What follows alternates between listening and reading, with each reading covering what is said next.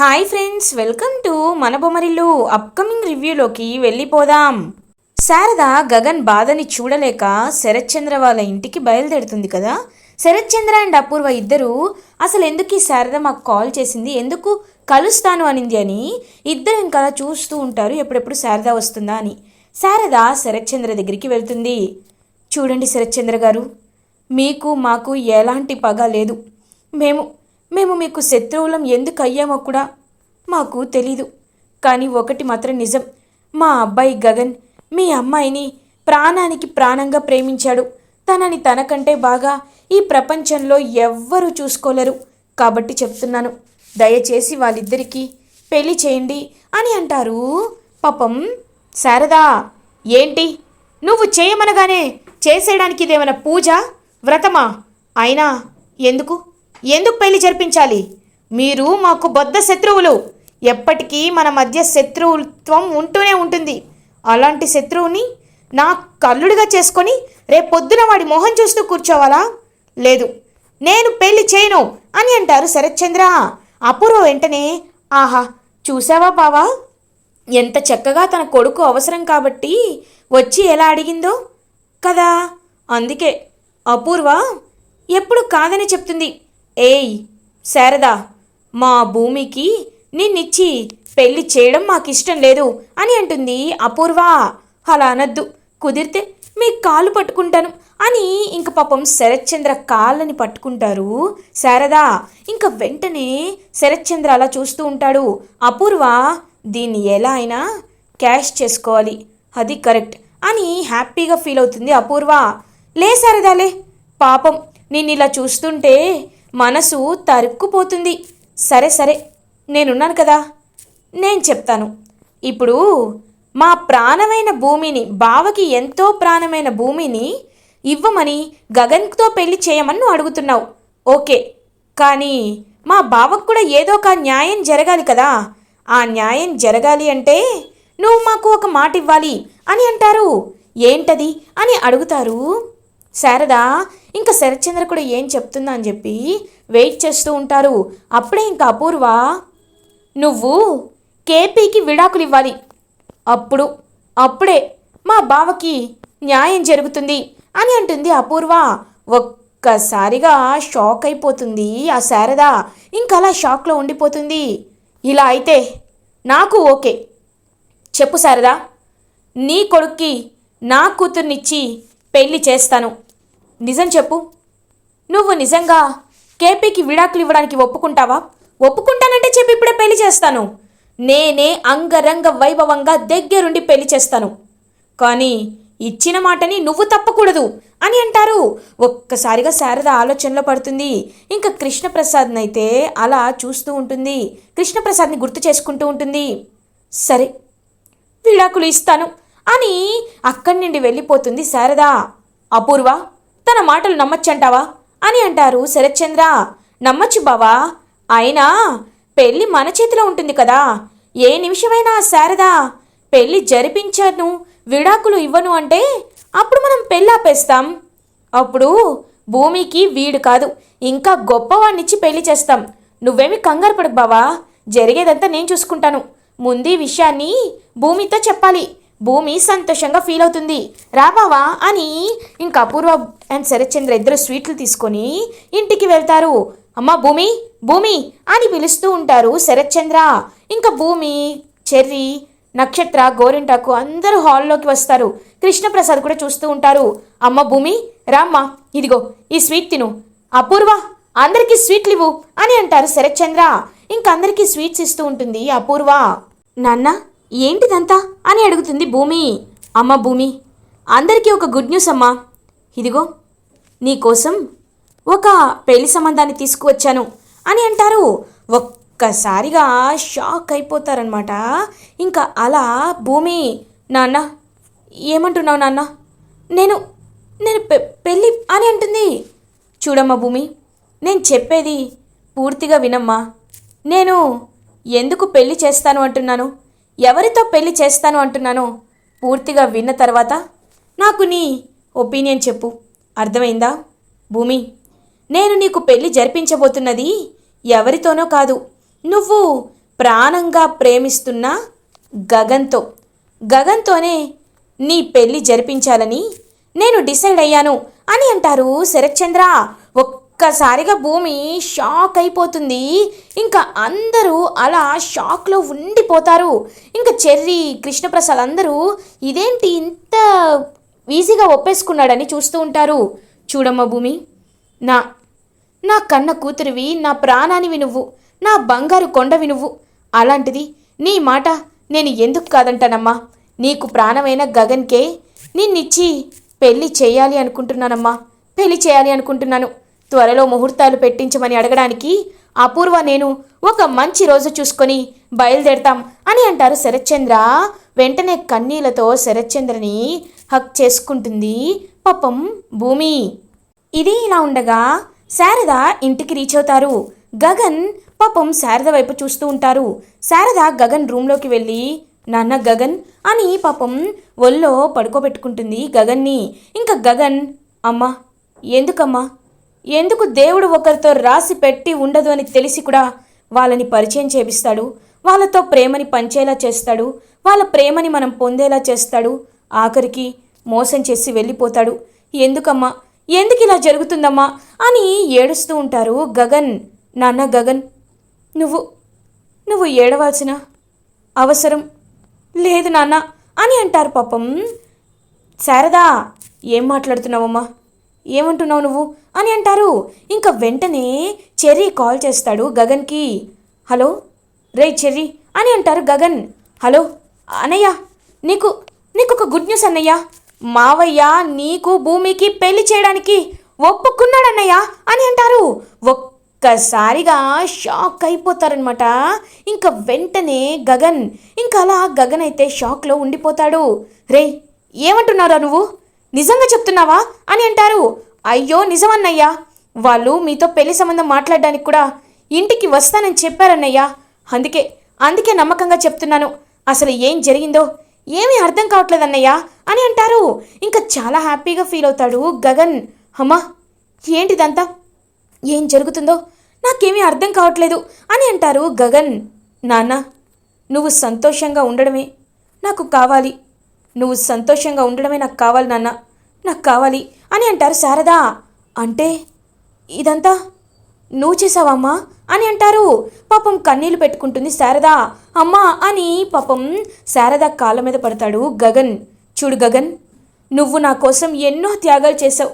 చిన్నప్పటి నుండి కష్టాలు పడి మమ్మల్ని పెంచడానికి చిన్నప్పుడే బరువు బాధ్యతల్ని నీ భుజాన మోసావు.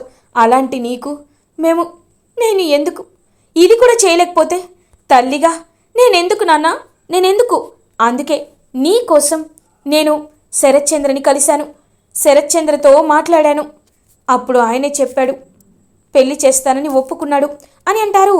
అమ్మా, అంత ఈజీగా శరత్చంద్ర ఒప్పుకున్నారంటే నాకు నమ్మాలనిపించట్లేదు.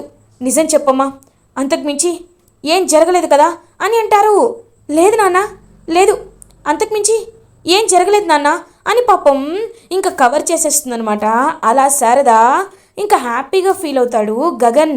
ఇంకప్పుడే భూమి గగన్కి కాల్ చేస్తుంది.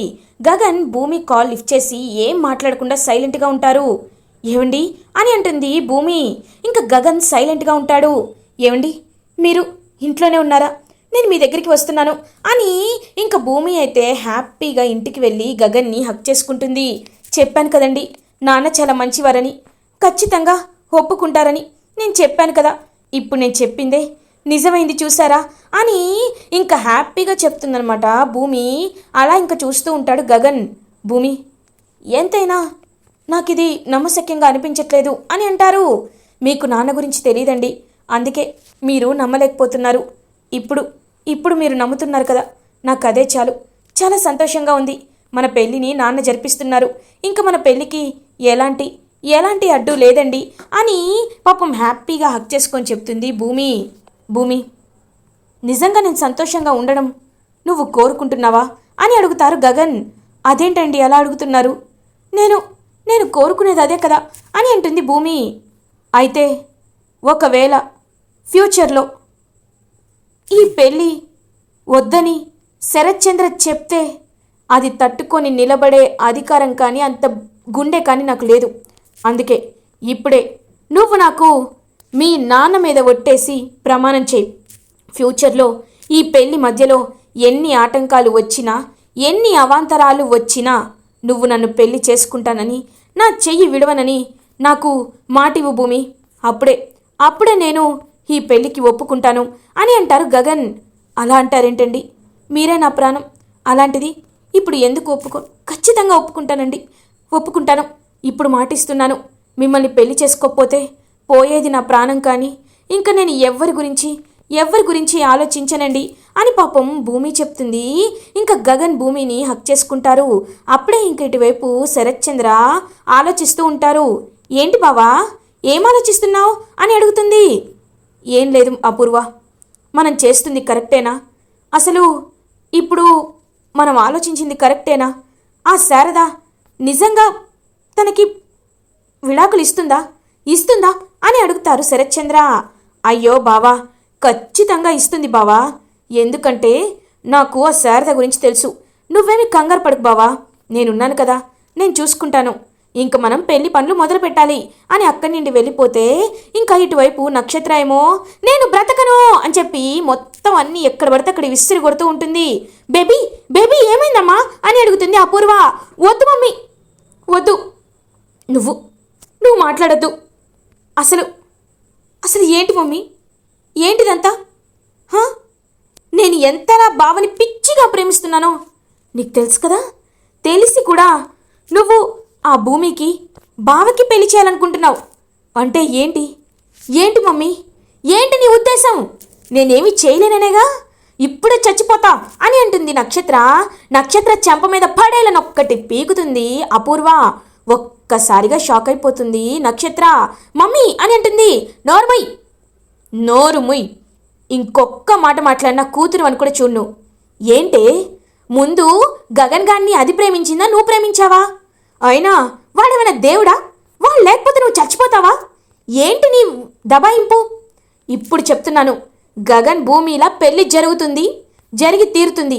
నువ్వు ఇంకొకసారి మళ్ళీ గగన్ కావాలి, అది కావాలి, ఇది కావాలి అన్నావో కూతురు అని కూడా చూడు, మర్యాదగా ఉండదు అని అక్కడి నుండి వెళ్ళిపోతుంది. ఒక్కసారిగా అలా ఇంకా షాక్లో ఉండిపోతుంది నక్షత్ర. అమ్మాయి అని వాటర్ కొట్టేసరికి గోరింటాకు, నేను చూస్తుంది నిజమేనా? మమ్మీ ఏంటి ఇలా మారిపోయింది అని అంటుంది.